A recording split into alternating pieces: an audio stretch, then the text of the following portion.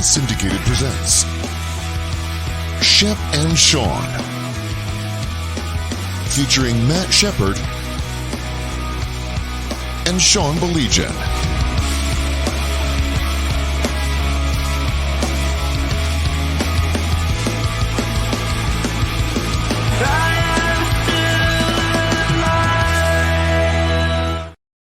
What a strange weekend. I'm not sure I've ever had a weekend like that before. Matt Shepard, hi, Shep. Hey, Sean Baligian. Bittersweet was the word for the weekend, wasn't it, Shep? It was a weird weekend, man. I mean, in some ways, you kind of sit back and marvel at what the Tigers did, but it sucks to lose, especially to Cleveland. And then I'm not sure, Shep, the Lions have ever in my lifetime had a more thorough road win is what we saw on Sunday, but obviously we know the big story is to come out of that one as well. Yeah, never saw anything quite like it. And so a couple of things. The Tigers, I know people, and we've read all the articles, and all these people are saying it's a feel-good moment. It's not for me. Okay? I agree. I agree with you. You know, I agree with you. The whole thank you and all this other stuff, I think is ridiculous, quite honestly. I don't think they're doing it in Philadelphia. They're not doing it in San Diego. They're not doing it in Kansas City, you know. And I think there's a lot of people who feel like, well, you know, they brought October back, and this is, as Riley Green said, this is fuel for next year. I got news for you, man. There's a ton of teams with fuel for next year. If you don't think Boston and Seattle and Tampa are pissed, if you don't think Minnesota is pissed that they blew a 10 or a big lead in the last month and a half, if you don't think Seattle's pissed that they blew a 10-game lead in the middle of June, there's plenty of fuel to go around for teams all over the place. Detroit had a chance to close it out at home in game 4, couldn't do it. Had a chance to close it out on the road with the best pitcher in the world, couldn't do it. So to me, you and I talk about this quite a bit, it's about expectations. The expectations were not met. They were not met because everybody you and I talked to would have said what? You know what? I'm up 2 games to, if I gave you a 2-1 lead with a game 4 at home, would you take it? Yes. If I said you were tied at 2 going to Cleveland for game 5 with Scuba, would you take it? Yes. Well, that's exactly what took place, and it didn't happen. Shep, I will also say this, and I know I brought this up a couple times, but it really hit home for me Sunday morning. I made the joke. It was like I had a great time at the party, wonderful time. I got myself a drive home because I was in no condition to drive. I was feeling wonderful, and I forgot to drink a few waters so I didn't have that pounding headache Sunday morning. That's the way I felt when I woke up Sunday morning, because you know what hit me, Shep? The reality of what just happened the last month and a half. And this is both things can be true. It was remarkable. Nobody saw it coming. You know, these people that are chastising this person or that person for jumping on the bandwagon, pardon my language, screw you. Nobody was on the bandwagon because nobody saw this coming. And then the reality hit me, Shep, as fun as it was, I remember 2006, where surely they were going to be back, but it was 5 years later. And B, how many holes there still are with this team. Right. And how many question marks? It's not just holes, it's question marks. Yep. Are you all in on player A, B, C, D? You know, I went through this morning and I said, do you believe in your left fielder? Yes. Do you believe in your center fielder? Probably. Do you believe in your right fielder? I know it rotates, but for those guys, for the most part, do you know what you have at third base? No. Do you know what you have at shortstop? No. Do you know what you have at first base? No. Do you know what you have at there's a ton of questions. I saw somebody on social media said, I know exactly what's going to take place next year. You're going to have Scooble. You're going to have Jack Flaherty. You're going to have Jackson Jobe. You're going to have Casey Mize. You're going to have, Reese Olson. And I'm like, wait a minute. Jack Flaherty's pitching for his hometown team right now, and they're at the NLCS, and he just won the other day. He's got all his friends, all his family, all his buddies, all his cousins. Everybody's showing up to. You think he's going to come back to Detroit just because Chris Fetter had this magical potion with him? Come on. So he's going to give a hometown discount too, Shep. Even though this isn't his hometown, he's going to give a hometown discount too. Everybody does. Yeah, for sure. Yeah. Nick says hello. Hello to you, Nick. Hey, Nick. As far as the lines are concerned, man, Sean, I don't know if I was more impressed with the defense or the offense, but I love that they stayed aggressive. I love that they Tom Brady, I thought, did a really good job of describing just how good this Lions offense is. I just love how everybody was involved and they just never stopped. Never stopped. This is what you're going to get. We're going to shove it down your throat, up your nose, however you want to phrase it, every single down. It's awesome. You know what the best thing about it too, Shep, is and I know I brought this up to you when we were chatting Thursday. I did not believe for a second the BS that they were handing us last week that they forgot about last year. Right. Believe it for a second. Yeah. Say the right things, do the right things, and then go out there and exact punishment. And I don't give a crap. I can't tell you how many times the Lions have been beat up in less than for a game because of mismanagement, because of poor management, because of no management. See Jerry Jones, Dallas Cowboys. I feel no sympathy for you. And the mere fact that you saw Skipper and Decker report so many times during the course of the game told me everything I need to know. And you know what? Don't let the chirping talk for you. Let your talk for you. And that's exactly what they... Shep, I'm not joking. I don't remember a more thorough road win for the Lions in my lifetime. Agreed. 100%. 100%. It was a thorough ass kicking. I thought the best video I saw probably in the weekend was Jerry Jones walking down that ramp after the loss on his 82nd birthday, knowing that it's the worst loss he's ever had at home with his team never scoring a touchdown in a game. It was awesome. Yeah, awesome. Fantastic. Yeah. I thought, I'm sure you saw the quote for people out there that didn't, and I'm paraphrasing. I don't remember the exact quote, but Jerry said, it isn't so much we lost as much as they just toyed with us. And I'm like, yeah, that's really what it was. Here's something crazy. Todd shared this with me before you and I started chatting. This was a reverse cider mill for him. If you remember years ago, I came up with the term cider mill moments where, you're sitting there in the second quarter and Houston, hey, look, Andre Johnson just caught his third touchdown and it's 28-7. I can't sit there and do that. So I'm going to take off to the cider mill. I'm going to get myself some cider and donuts, and I'm going to say for the sanctuary and health of cider and donuts, right? Because what's more healthy than putting 5 donuts down your gullet? Todd said it was a reverse cider mill moment for him. Yeah. In the regard that once they got so ahead, he said, I got things to do. I want to go hang out with the kids. But I can just check in later on. How stinking cool is that, man? Very cool. That's brilliant. That's just a brilliant angle, man. Yeah, I loved it, man. And it couldn't happen better to a better team in Dallas. I mean, just a thorough beatdown with everybody involved. It was so much fun to watch. Mm-hmm. When the punter doesn't even need to dress. He could go sat on the bus for the entire game, for crying out loud. Now, the elephant in the room is Aiden Hutchinson. What do you do there, Sean? All right. For me, I'm not going to change my tune. I believe that this window is open more than a year or two. I really do. And you know what I say? Who gives a crap? I say you take your chips and you push them in this year. I'm serious. And Shep, for a myriad of reasons. Number one, I think you already are the best team in the NFC. And number two, this might change by the end of the year. And maybe you don't even agree with me right now. I don't look at anybody else in the NFC right now and go, ooh, really? There isn't that one team. A year ago at this time, I think you would have said Philly, and we know what happened to Philly, and certainly San Francisco. You would be lying to yourself if you didn't say, especially the way McCaffrey was going. I think right now in the NFC, with all due respect to the 5-0 Vikings, there isn't anybody right now that makes me go, ooh, and sends a shiver down my spine. I wouldn't mind going all in. I think there's a reason why there's a rainy day fund.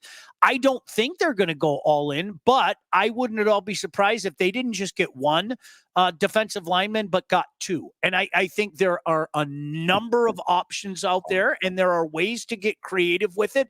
But Shep, this is the way that I look at it. When somebody goes, well, you don't give up a 1 for this, or you don't give up a 1 for that. We have to change the way our brain thinks, okay?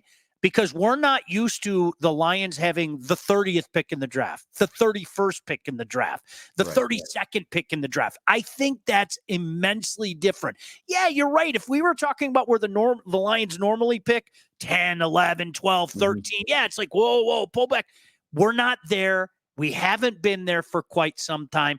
I'm an all-in guy, Shep. I say go for it. I don't think that they're going to push the chips in for Crosby. That's the big piece that everybody's talking about.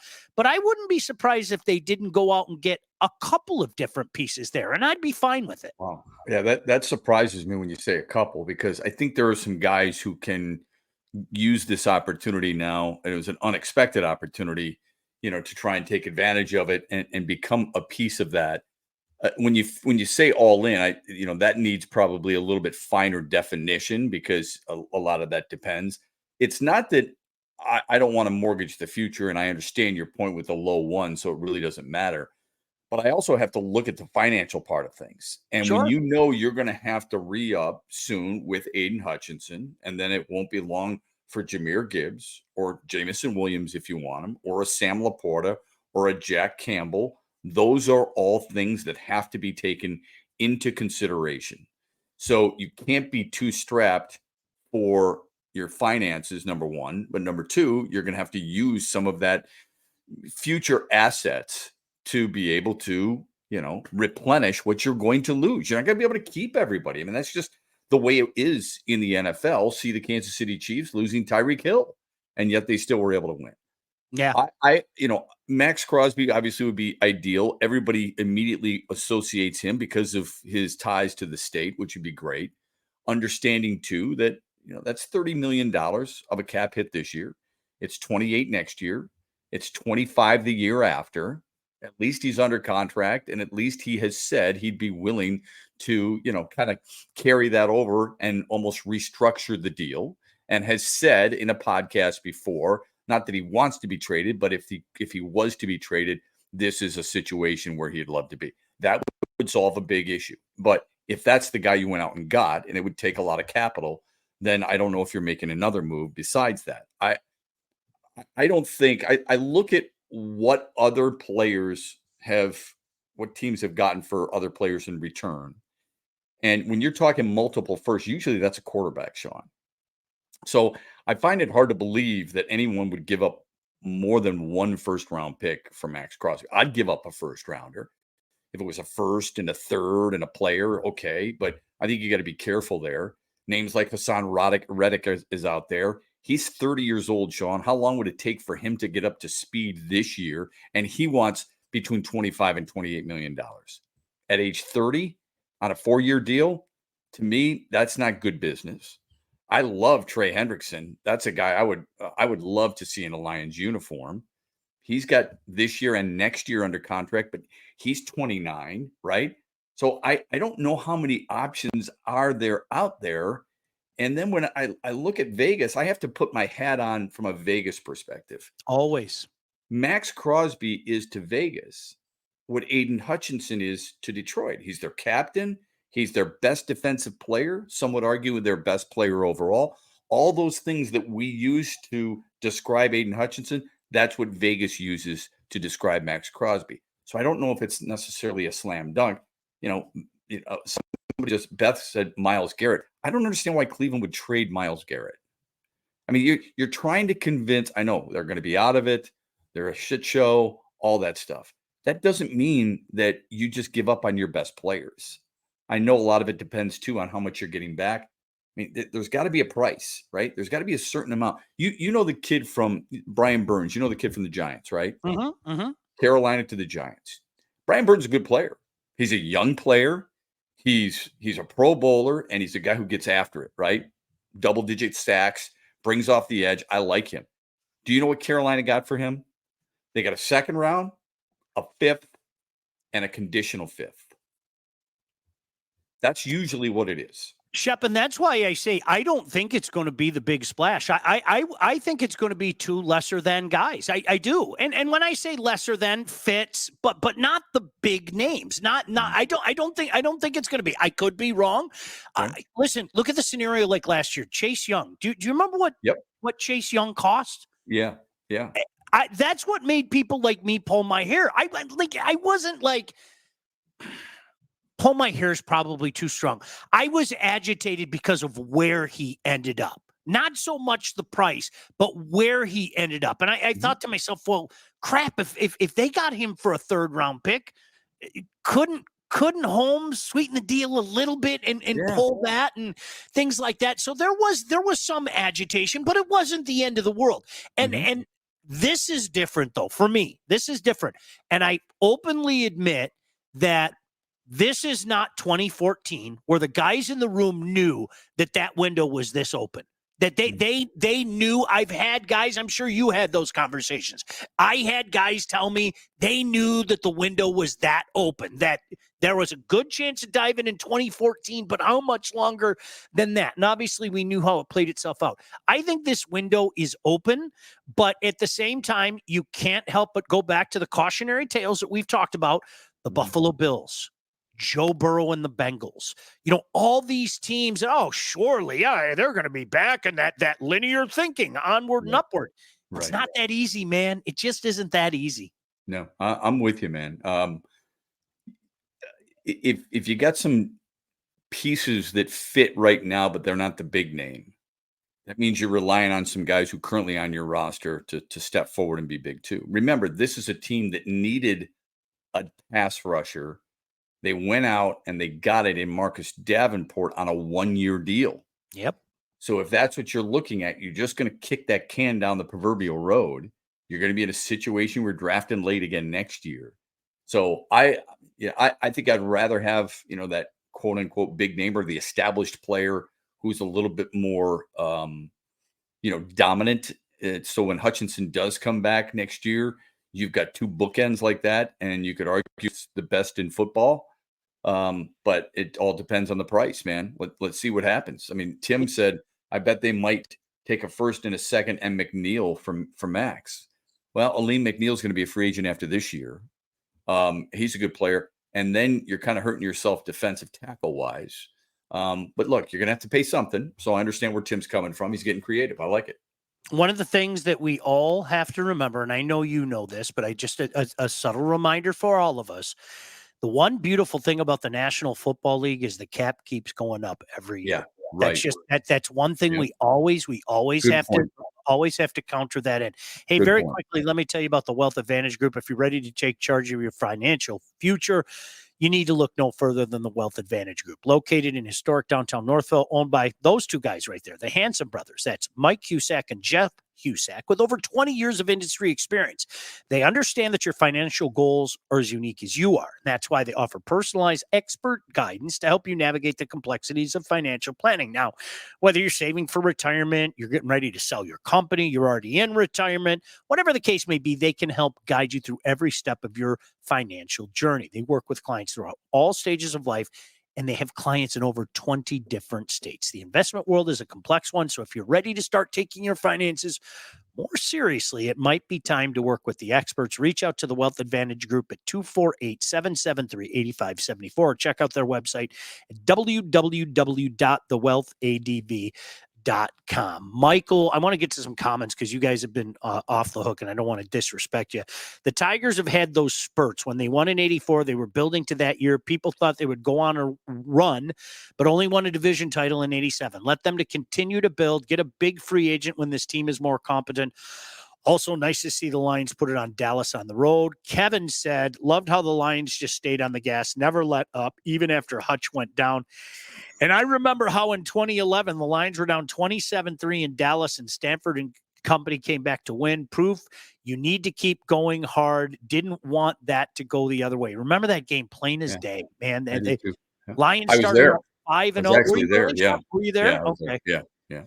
McNeil may need to be signed. Tim said, I can't picture the Raiders just wanting a draft pick for their best defensive players, or draft picks I meant. Beth Miles, Garrett, think Brad would just take a draft pick or two for Aiden? I highly doubt it. Right. Tim, your brain works the same way as mine. You always have to look at the other side. Right. You always have to look at it the other side. Yeah. You just do. Tom said, good evening, Sean and Matt. Cleveland is a mess. Tim said, I bet they might take a first and a second for McNeil and Max. Wings are tied at 1. That's good. Last I checked, it was 1-0. So yeah, we'll wait and see how that plays. Speaking of McNeil, what are the chances of him playing the end? No, I can't. He can't come off the end. I can't with that body. I can't. No. There's no get off there. No, I mean he's a He's an engage, lock, shred, and then take care of business. He's a bull rush type of guy. I don't think he's got that quickness and the swim moves and the underneath moves and things of that nature. I can't buy that. But I think he's a really good player. He had a hell of a game against Dallas. I'd like to see, with the injuries that this team has, with Derek Barnes and Marcus Davenport and John Kaminsky and now Aiden Hutchinson, I'd love to see how you get back to the guy who had 5 sacks in 6 games last year. The guy everybody was like, wow, where did he come from? So if James Houston is that guy, if he could return to that guy, that'd be a huge, huge advantage for this team. Just don't know if he would. He wasn't even dressed in the game against Dallas. Yeah. What about a 37-year-old defensive tackle who started his career here? Somebody actually brought that up to me today. Oh, well, Ndamukong? Yeah, guy who, by the way, hasn't played in a couple of years, but right. just for what I don't think it's quite that easy. Somebody had mentioned, I think it was a Free Press article, Von Miller. I'm like, maybe, but it short term, obviously, and not a long term. Wouldn't handicap you for the long term, but what would you have to give up for him? I think we look at it always, Sean, from our perspective and what we need and how we should be able to go out and get whatever we want, whatever the team may be. It's not just the Lions. It's not just the scenario. And we forget that, if you're the fan base of the other team, what are you saying? Like Tim brought it up, a really good example. Would you, if you traded Aiden Hutchins for a 1 and a 2, you think everybody in Detroit would be like, that's a good move, Brad. Way to go. I'd love you to stay in charge. No. People would be pissed left and right. And do you remember I used to do that? I used to play a game called You Be the GM on Ice Time. Every NHL trade deadline, and you could set your watch to it. I can't tell you how many times Matthew Dandino and Chris Draper were offered to me in deals. It was incredible. Like it was, we'll take Yager. We'll give you Dandy. I don't want to throw in Drapes, but we're going to throw in Drapes, and we'll give you like a 3rd round pick. And all right, I'll give you Doug Huda too. I mean, that's fine. Right? And then Tim Friday, the rights to Tim Friday, and then they'd get dial tone. And I'm like, why? Think about that. Flip the script. Why? What on earth would I be doing a deal like that for? Ridiculous. Just ridiculous. Yeah. As David said, especially a late round 1 and 2. I think people around here, we have to retrain our brains. This is all new to us, right? Yeah. It's not 10, 11, 12. I mean, don't get me wrong, especially with Brad Holmes. Brad Holmes has found value later on in the draft. I'm not minimizing it, but it's not do we really want to give up an 8, a 10? No, I mean, this is uncharted waters, Shep, for Lions fans. There's no doubt about it. And remember, 2 guys that we've already mentioned, Hendrickson and Crosby, are both middle round guys. Right. Hendrickson was a 3rd round pick for New Orleans. Crosby was 4th round pick for the Raiders, right? 4th or 3rd round. I think it was 4th round. So, I mean, you can find that value. We just don't have the luxury of waiting. We don't have the luxury of biding your time and seeing what can get done at some point. And we've got 3 weeks to get this done. I expect him to make a deal, but the more you talk about it and what you just said, instead of that big deal for a big name, you might get a couple of pieces of guys who are going to serve the purpose and help Detroit tread some water there. You know what's interesting about that? Somebody brought up Keon White. Now, honestly, I have to wonder aloud, and I'm not trying to be dismissive. I wonder how many people know that there's such a thing as Keon White. I'm not being funny. And here's another guy, Shep, like you said, maybe because he's played for the bad version of the Patriots, maybe because he was a mid-second round pick. Would I take a guy like Keon White? Do I think a guy like that would fit with this team? Absolutely. And that's why I'm saying I think there are probably deals to be made. And with all this cap space that Holmes still has at his disposal, that maybe aren't going to take 25 million of your allotted cap space. Right. Left. You know what I mean? But that's what we see the amount of money that a team has. And we saw it with the Tigers and Miguel Cabrera. Well, there's 32 million off the books. Let's go spend the 32 million. Doesn't make any sense unless you're spending it wisely. Right. If the Lions have 34 million under the cap, which is, I believe, what they have, at least according to Sport Track, That's what they have. Does that mean you immediately go out and spend the $34 million? I don't know. I'm not a capologist. The Lions know that. They've got it figured out. They know what's best for their team. But it doesn't mean you throw it all. Oh, that means we can go get Max Crosby. Let's just throw him all that money. No, that's not the way it works, and that's not how they want it to work either. So Yeah. somebody said Trayvon Walker, who was in the same draft as Aiden Hutchinson in Jacksonville, and I thought, that'd be a great piece. I think he would be really good for Detroit. Why is Jacksonville getting rid of him? He's been around for a few years. That's it. You're going to trade him already? What's the pushback from the fan base there? Probably not real positive. If you're making a draft pick 3 years ago, you pick him over Aiden Hutchinson, and he's supposed to be the key to your defense's success, and you're getting rid of him already.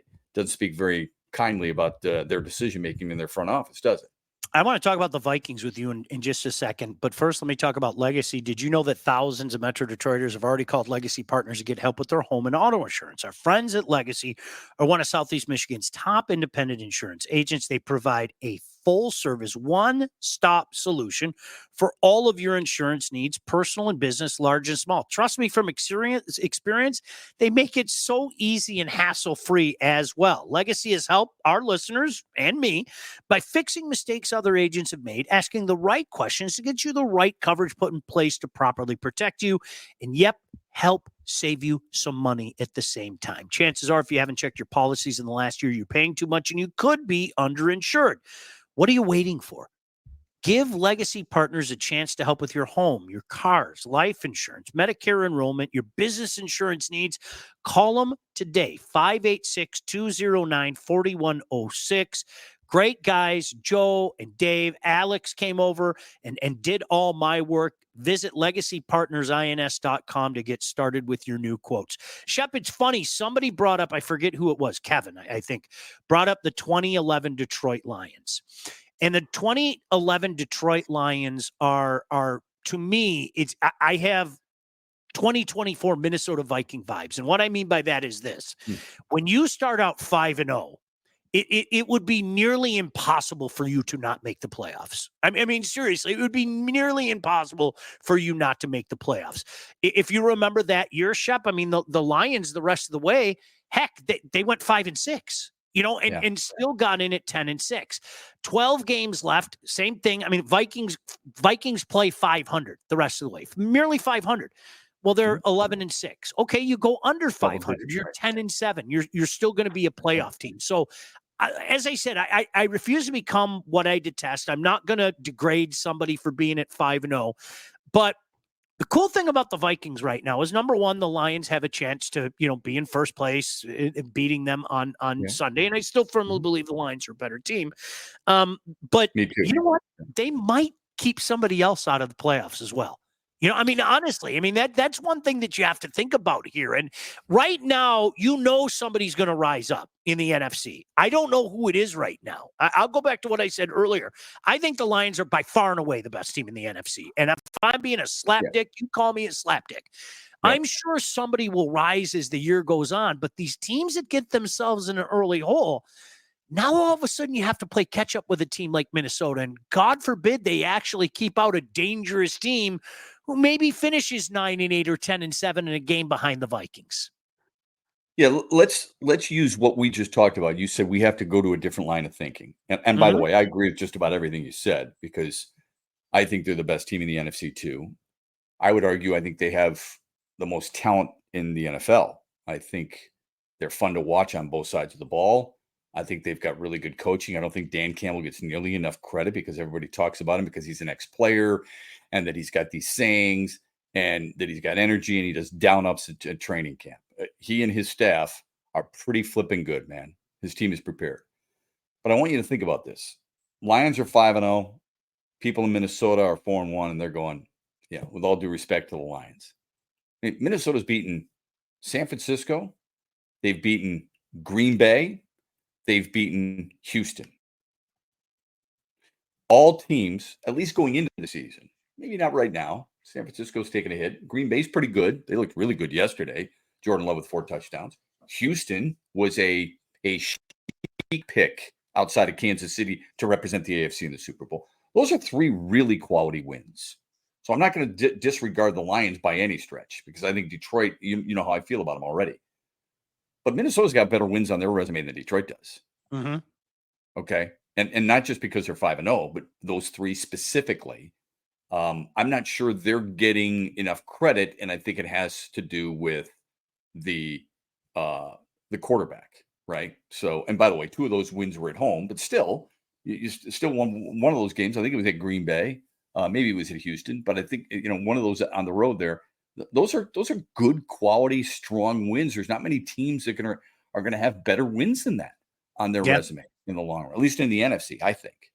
Now, you know what's interesting, and Tim brought up a good point. He said that in 1980, another one bites the dust. Lions, they started out 4-0. The song came out. If I'm not mistaken, Tim, you can fact check me. I think they went 9-7. I think the rest of the way they went 5-7. They missed the playoffs that year. Yes, all right. Did. I would say 2 things. I said number one, it's 4-0 and not 5-0, and number 2, back then there was just the wild card. You know, That's right. There was. That was it. That was, I mean, and the NFL was brilliant because what the NFL does now is sell hope. You know, I mean, how many times, Shep, let's be honest, it's late November. It's even before Thanksgiving where we're all sitting back looking ahead at mock drafts where the month of December didn't mean crap around here. I caught myself. Honestly, how many times did we do that? Now there are legitimately teams in the first week of December that with a month left in the season are sitting there going, okay, yeah, I get it. We're 5-8. But if we win our next 4, we go 9-8. We just might get in at 9-8. Oh, yeah. You know, and that's it is different. So I contend. I mean, again, unless you have an utter collapse, you start out 5-0. There's a really damn good chance you're going to be a playoff team. Yeah, I agree. And thanks for the Jimmy Allen going back in time, crying out loud. Chris says, can Minnesota defense play like this over 17 games? Probably not, but I think I checked on this. I think in the NFC, Sean, I think Minnesota's given up the fewest points. I think Detroit's right behind them. I'm sure people outside of Detroit, Chris, are saying the same thing about the Lions. Can the Lions defense play this good through 17 games? I don't think anybody can. No one's going undefeated. You're going to have a slip up. Somebody's going to look. I think Green Bay scored like 28, 29 points on them. So somebody's going to do something like that. But overall, you don't have to play like that every single week. You have to play good enough to keep your team in the game on some weeks when you don't have it. And I think Minnesota is good enough. I wasn't a believer. I'm not going to lie. I wasn't a believer in Minnesota. But when you're 5-0, like you just mentioned, credit where credit is due, man. Yeah. It's kind of funny because people keep throwing names out there. Hold on. Do you think Josh Allen in Jacksonville would be available? We could offer some gift cards to the Waffle House. To the Waffle House. He's a big boy, Josh Hines Allen. You know what? Now I got to look up. He comes from the end, 6'5", 255, but he's I got what you're saying. Oh, they did go 9-7. Thank you. Yeah, that was a different time. Shep, I'm not joking. I remember plain as day. What was it? 78. My dad just losing his mind that they had that wild card game. Yeah. This is such a fraud. These damn wild card teams are never going to win. 2 years later, the Raiders are a wild card team that wins the Super Bowl. You don't know when to shut your mouth. Hey, Dad, the Raiders, you and your mouth, you never stop, do you? Just like, but it's like, I thought it was great as a kid. I did too. I'm sitting there on a Christmas Eve watching Steve Bartkowski take on Harold Carmichael and the Eagles. I thought it was the greatest day ever. Yeah, you're giving me an extra playoff game? Right. Okay. Hey, listen, Sean, I wasn't a big fan of the extra wild card. I've come to love it in just about every sport. Now, I think the NBA probably takes it a little deep, probably too far. But overall, I love that extra wild card in baseball, and I love the extra wild card in the NFL too. Shep, most things that the NFL does, I have confessed this. I always use now as my prime example. I hated the idea of the third Thanksgiving game. I hated it. And I literally went the old man who shakes his fist at the clouds from Simpsons. That's the way it's always been, and that's the way Detroit's at 12:30 and Dallas is at 4:15. I couldn't imagine living without the night Sunday or the night Thanksgiving game now. Yeah. I thought it was a money NFL grab. man. Yeah. I thought all it was a money grab. And I thought it was Roger Goodell saying in so many words, you know what, Detroit, you didn't want to give it up. You probably should have given up. So we're going to show you. I'm okay with it now. And I think everybody in Detroit is, as long as they get their usual game. And that's what's happening, right? Kevin said definitely a different line of thinking now that we all have. When Sunday's game started, the thought that the Lions could actually be in last place in the North crossed my mind, but I have so much confidence in this team. I totally believe they were going to win. Then by halftimes, I had buddies who were Dallas fans texting me the game was over. I'm not used to that. Dave said Sam Darnold is going to Sam Darnold at some point. I won't argue with that. I would have thought he would have done that already. And by the way, Kev, my son and I played golf Saturday morning out in Plymouth, and we got paired up with two dudes we didn't know. One of the guys had to go right from there to the airport. And I said, where are you going? He said, I'm going to Dallas. I said, oh, that's cool. The Lions will be there and play. Maybe you can see them. He says, that's why I'm going. Oh. He said, I'm originally from Indianapolis. I now live here in Plymouth. He said, but I'm a Dallas Cowboys season ticket holder. I said, oh, that's interesting. He said, yeah. I said, where do you go? He says, I fly in. I stay at, I think it's called Dallas Live right there, or Texas Live, with a really nice hotel, which is where we used to stay with the Tigers when they played the Rangers. And I go to the game, stay Sunday night, and I come back Monday morning. I'm like, oh, could be a long flight for you. He's like, yeah, we're a little bit beat up, but I think we'll hang with them. I texted my son yesterday while Detroit was giving them the proverbial beatdown. How do you think that guy feels right now? You think he's pretty happy about that he bought the season tickets for this year? You think he's turned around at all to find Jerry Jones anywhere and say, yeah, you're doing a hell of a job. I know you know this team better than anybody. Way to go, Jerry. Thanks for being my owner. Thanks for being my GM. Thanks for nothing. Yeah.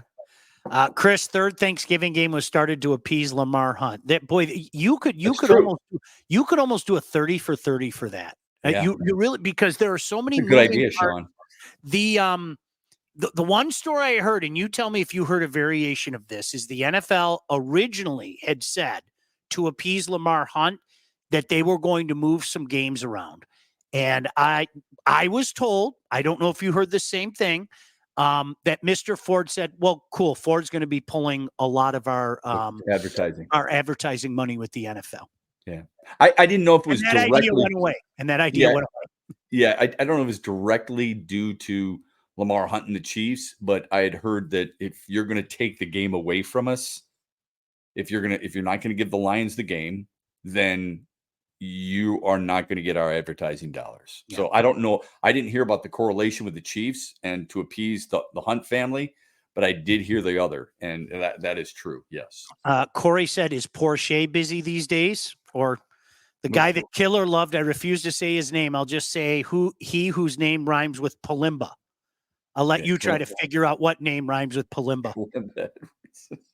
Every year he told me, dude, this is the year. He's going to blow up. Dude. Tim said, how often do these names actually become Lions? Yeah, almost none, and that includes draft picks. Can I say this, though, Tim and Shep? I'm sure you'll agree with this. The Detroit Lions made a reputation for themselves, period. They made a reputation for themselves. They let so many quality players walk away. And you know what happens? Guys start talking. And they start talking amongst each other about how the Detroit Lions don't take care of people.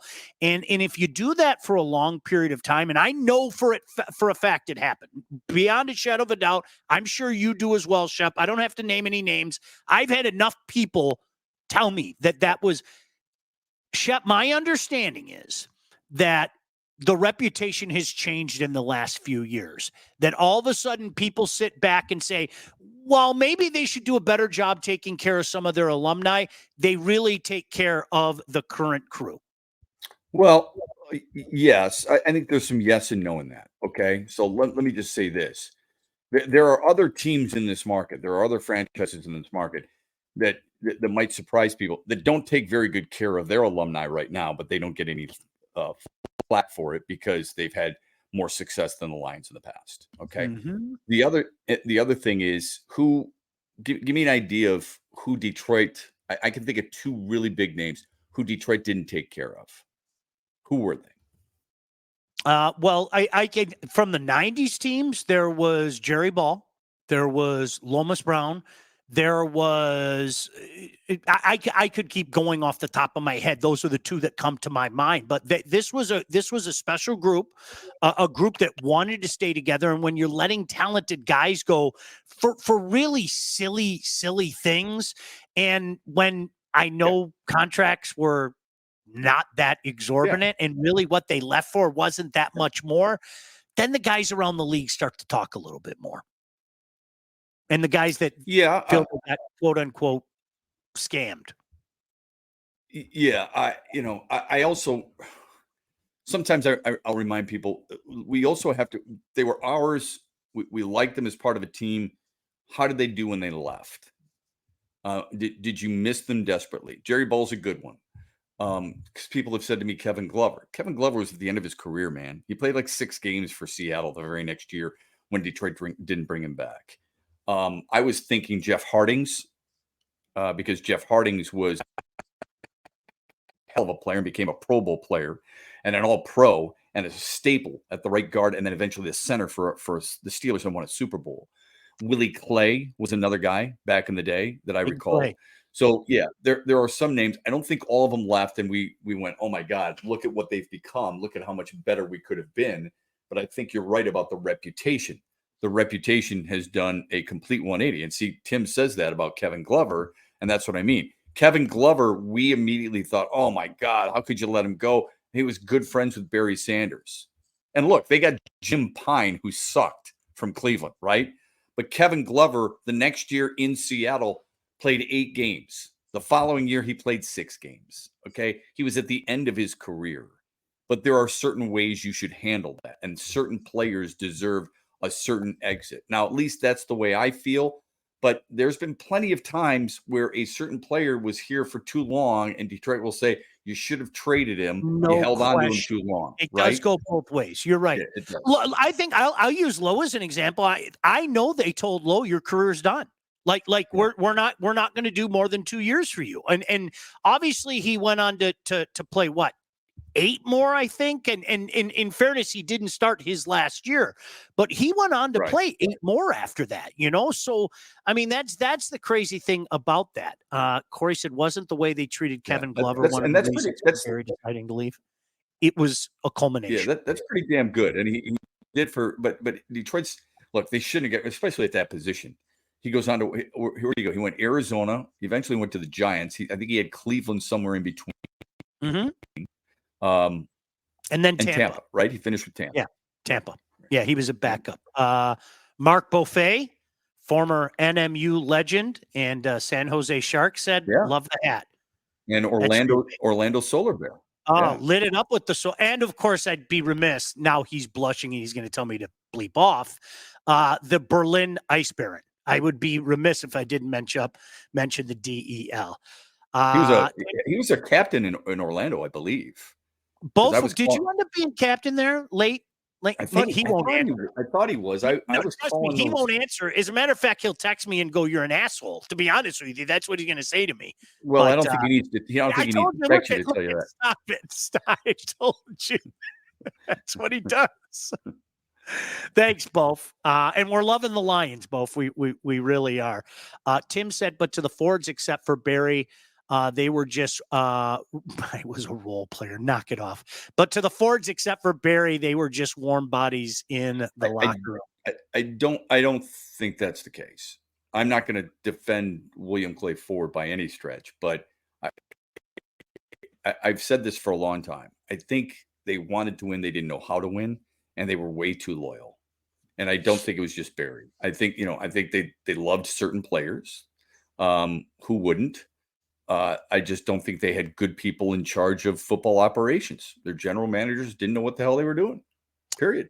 I have a funny story about that in a second. My first year covering the Lions. I think you'll appreciate this. Let's talk about Lindsey Broadwell first. When it comes time to get yourself a house, whether you're buying, selling, both, you need to contact the right agent. Who do we recommend? Alakazam, Alakazoo. There she is, right for you. Your house is probably the biggest investment you'll ever make, and that's why you need a pro. Lindsay grew up on the mean streets of Northville and has expanded her team all over Southeast Michigan. She's an expert in all facets of the business, and when it's time to move, our friend Lindsay and her team will make sure you get the most out of your house and everything goes smoothly when finding your new home. Buyer, seller, even first-time buyer, doesn't matter. Make sure you contact Lindsay at BroadwellHomes.com. She'll help you with everything from start to close. Licensed realtor at Real Broker LLC. Start your search today at BroadwellHomes.com. By the way, I'm going to make both blush one more time. A member of the 1994 U.S. Olympic team, too. That's for you, pal. Much love. When I was Shep, my first year in the business, I met our mutual friend, the late Tom Kowalski, and he told me one day, I'll never forget this. He goes, "Kid, listen, when the Lions win, go to that corner of the locker room."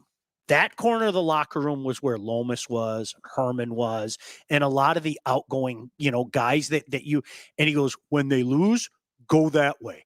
And that was the U corner. That's where Benny Blades was. You remember Blades was down there in Perriman, and those guys would go off like a top. And oftentimes they didn't really hide their disdain for the way that this franchise did their business. And as a kid, I'm just sitting there going, because Shep, you know what it is in this business, and I'm not trying to be disrespectful when I say this, okay?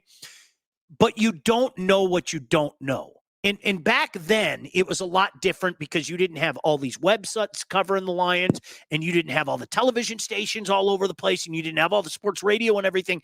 It was really one of those things.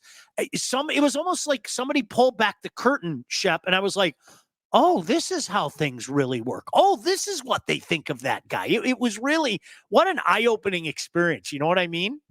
Yeah, I'll never forget you going to as soon as you went into the Silverdome locker room and you turned left, you saw the offensive lineman, then up on the left were the wide receivers, and then the corners were across the street from them. And in that corner with the wide receivers, there's Herman, there's Perriman, there's Johnny Morton, right?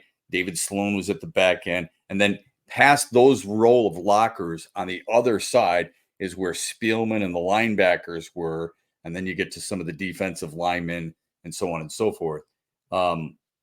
Killer gave you great advice all the time. I would always go to certain guys, not certain areas, but certain guys to find out and see where they're at. I do remember talking to one prominent Lion who said that, and he was actually giving advice to some of the younger players in so many words: when you get the chance, get the hell out of here.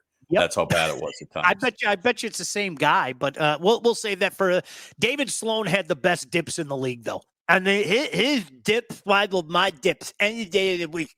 It's always like that, man. It's incredible.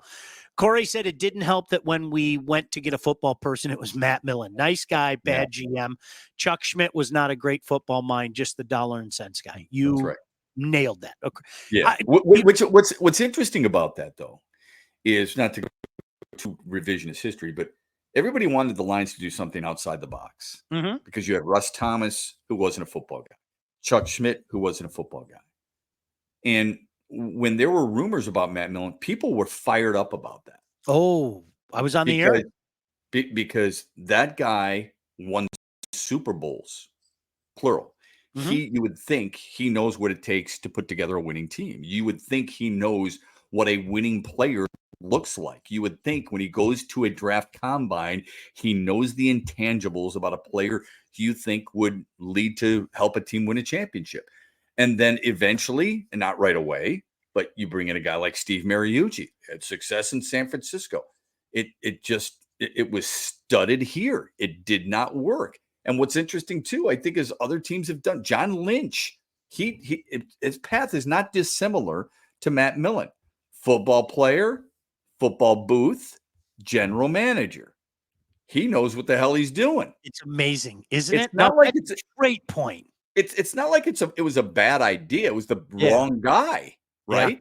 Yeah. Yep. And then it was really manifested after that when you bring in Ernie Accorsi, and he wants to do Bob Quinn family a favor.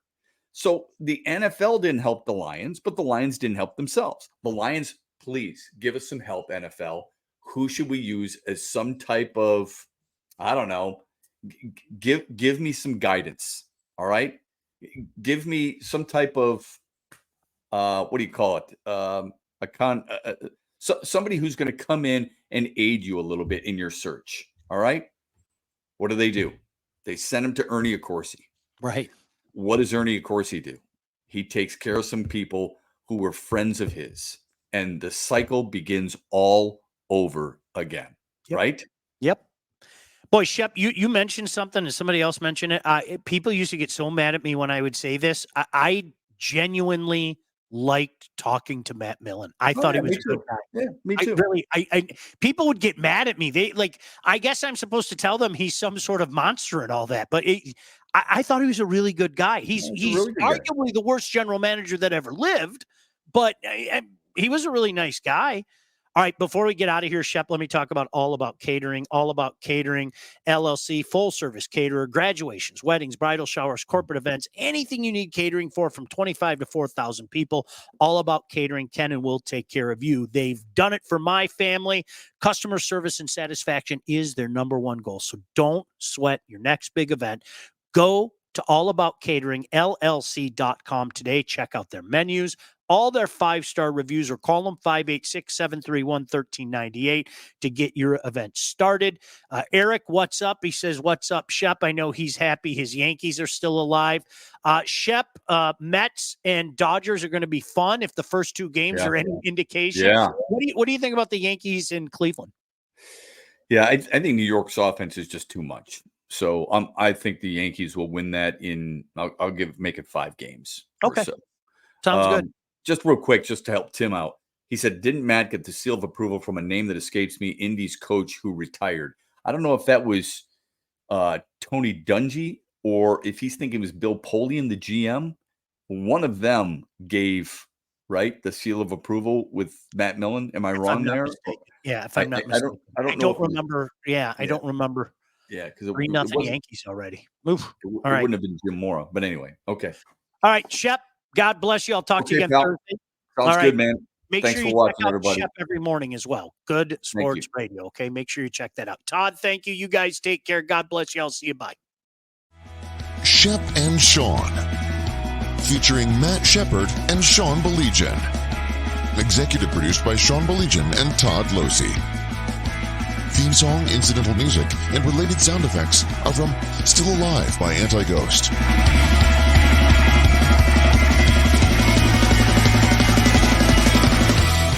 Engineering, mixing, and graphic design support provided by the Unsyndicated Podcast team. Don't forget to like and subscribe on all your favorite channels. While you're there, be sure to rate and review the podcast. Call the Unsyndicated hotline at 248-237-3257.